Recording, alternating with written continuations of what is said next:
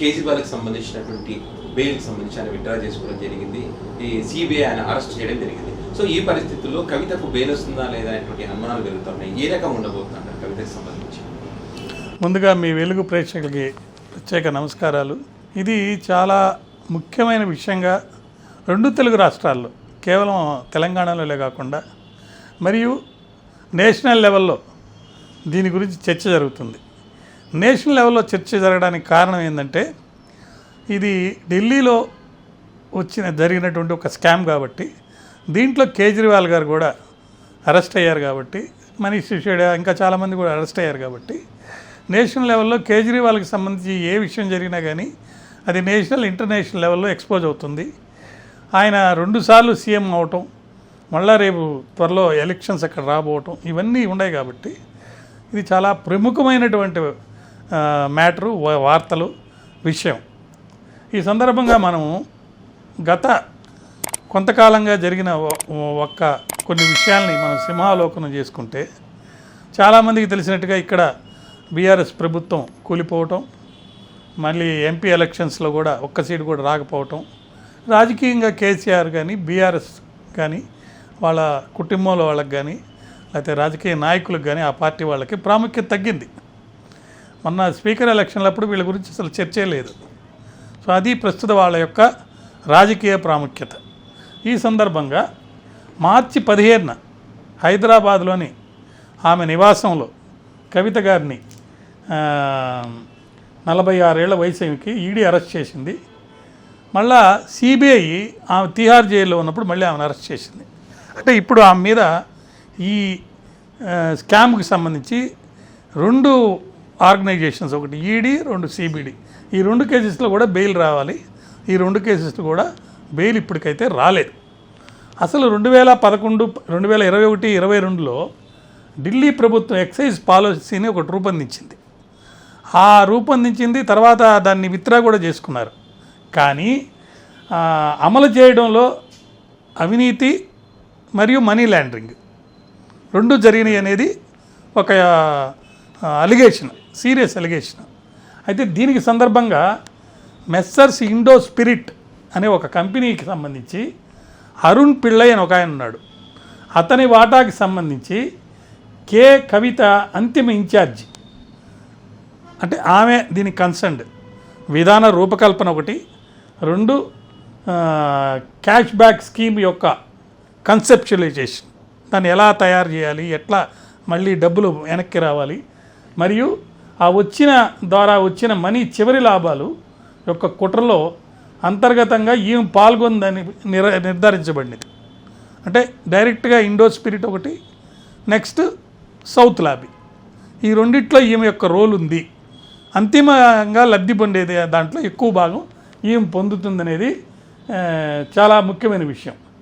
అయితే ఈమె మీద ఈమె సహనిందితుడు అరుణ్ పిళ్ళై గారు ఒకడు, అంటే అరుణ్ రామచంద్రన్ పిళ్ళై గారు ఒకరు, ఇంకా ఆమె సహచరులు కొంతమంది, బుచ్చిబాబు అని ఒక ఆడిటరు, వీళ్ళందరూ కూడా వాంగ్మూలాలు ఇచ్చారు.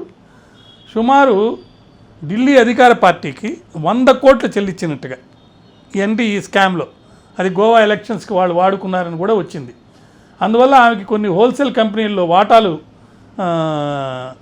ఇచ్చేటట్టుగా మాట్లాడుకున్నారన్నమాట. అయితే ఈమె మీద ఇంకొక అలిగేషన్ ఉంది. ఈ కేసు అవినీతి, మనీ లాండరింగ్. అయితే ఈమె మీద సీరియస్ అలిగేషన్ ఏంటంటే సాక్ష్యాలని తారుమారు చేసింది. అది చాలా మెయిన్. ఎందుకనంటే తన పాత్ర ప్రమేయాన్ని దాచాలని ఈమె చాలా ప్రయత్నం చేసింది. దాంట్లో భాగంగానే డిజిటల్ సాక్ష్యాలన్నీ చాలా స్పీడ్గా, అంటే అక్కడ మూమెంట్స్ని బట్టి, ఏ మూమెంట్స్ ఈడీ తీసుకుంటున్నా, ఏ మూమెంట్స్ సిబిఐ తీసుకుంటున్నా, అట్లా రాజకీయ మూమెంట్స్ని బట్టి ఇక్కడ ఈ సాక్ష్యాలని తారుమారు చేసే దాంట్లో చాలా ప్రముఖ పాత్ర వహించి తారుమారు చేసిందనేది సీరియస్ అలిగేషన్. దానివల్ల ఈమె కనుక బెయిల్ మీద విధులైతే సాక్ష్యాలని నాశనం చేసే అవకాశం ఎక్కువ ఉందనేది ఒక తీవ్రమైనటువంటి వాదన. దీనికి సంబంధించి ఆమె యొక్క వకీళ్ళు విక్రమ్ చౌదరి గారు, నితేష్ రాజా గారు చాలా ప్రయత్నాలు చేస్తున్నారు. సుమారు 8,000 9,000 పేజీల బెయిల్ అప్లికేషన్ వేశారని విన్నాను. 8,000 పేజీలు. ఈమె పుట్టుక నుంచి బీఆర్ఎస్ పాత్ర అంటే రాజకీయంగా ఇది వేసారని చెప్పేదానికి కావాల్సినటువంటి మసాలా అంతా దాంట్లో పెట్టారు. పిల్లలు వాళ్ళ చదువులు, ఒక తల్లిగా ఆమె బాధ్యత గురించి చెప్పారు. ఈమె ఎలక్షన్స్, ఈ సిరీస్ ఇవన్నీ చెప్పారు. తర్వాత డైరెక్ట్గా ఈమె యొక్క రోలు ఎక్కడ కూడా ఫైనాన్షియల్గా కనెక్ట్ కాలేదని చెప్పారు. చాలా విషయాలు ఈమె గురించి చెప్పడం జరిగిందనమాట. అయితే ఢిల్లీ హైకోర్టు కూడా ఈమెకి బెయిల్ ఇవ్వటం ఒప్పుకోలేదు, నిరాకరించింది. లోతైన మూలాలను వెలికి తీసేందుకు సాక్ష్యాధారాలని తారుమారు చేయకుండా ఉండాలని అంటే, అదేవిధంగా ఈమె యొక్క ఇన్ఫ్లుయెన్స్ మూలంగా ప్రతికూల ప్రభావితం కాకుండా ఉండే విధంగా ఉండాలంటే ఈమె లోపల ఉండాలనేది వాళ్ళ వాదన. ఈమె అత్యంత ప్రతిభావంతురాలు. ఈమె యొక్క ఇన్ఫ్లుయెన్స్ అనేది చాలా దూరం ఉంది నేషనల్ ఇంటర్నేషనల్ లెవెల్. ఎందుకంటే అది ఒకటి ఉంది కదా, ఆ పాటలు వాటి గురించి వేరే కంట్రీస్ దుబాయ్ పోవటం, చాలా బతుకమ్మ ఏదో దాని మీద ఇవన్నీ జరిగింది. అట్లా చాలా రకాలైనటువంటి సాక్ష్యాలను కూడా వాళ్ళు మరి పెట్టడం జరిగిందనమాట కోర్టు ముందర. కవిత గారి కేసులో ఇన్ని వేల పేజీలు వేసిన కేజ్రీవాల్ ప్రిన్సిపల్ కాన్స్పిరేటర్. కవిత గారిని అరెస్ట్ చేయడానికి ముఖ్యమైన కారణం ఏంటంటే, ఆ కేసు సీక్వెన్స్ అంతా మనం చూస్తున్నప్పుడు కవిత గారి రోల్ వచ్చిన తర్వాత కేజ్రీవాల్ గారి రోల్ అనేది వస్తుంది. కాబట్టి ముందు కవిత గారిని అరెస్ట్ చేసి జైలుకి పంపి దాని మీద బెయిల్ రాకుండా చేసుకొని తర్వాత కేజ్రీవాల్ గారిని అరెస్ట్ చేశారు. కాబట్టి కేజ్రీవాల్ గారిని అరెస్ట్ చేసిన తర్వాత ఆయన మళ్ళీ ఇప్పుడు పిటిషన్ వేసుకొని సుప్రీంకోర్టులో, దాంట్లో ఆయనకి బెయిల్ వచ్చి మళ్ళీ సిబిఐ దాంట్లో బెయిల్ వస్తే తప్ప ఈ కవిత గారికి బెయిల్ వచ్చేదానికి ఎక్కువ అవకాశాలు లేవు.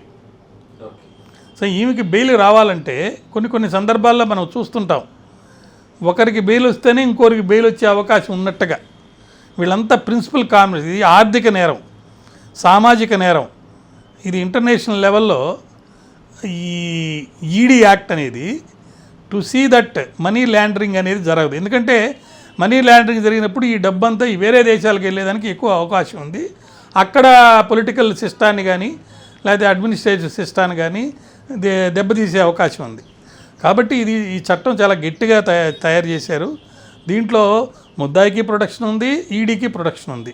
కాబట్టి ఈడీ కేసులో బయటపడితే తప్ప సిబిఐ కేసులో బయటపడేదానికి అవకాశం లేదు. కాబట్టి ఈ రెండు కేసుల్లో ఇప్పుడు వెంటనే ఈమె బయటకు వచ్చేదానికి అవకాశాలు చాలా తక్కువగా ఉన్నాయి.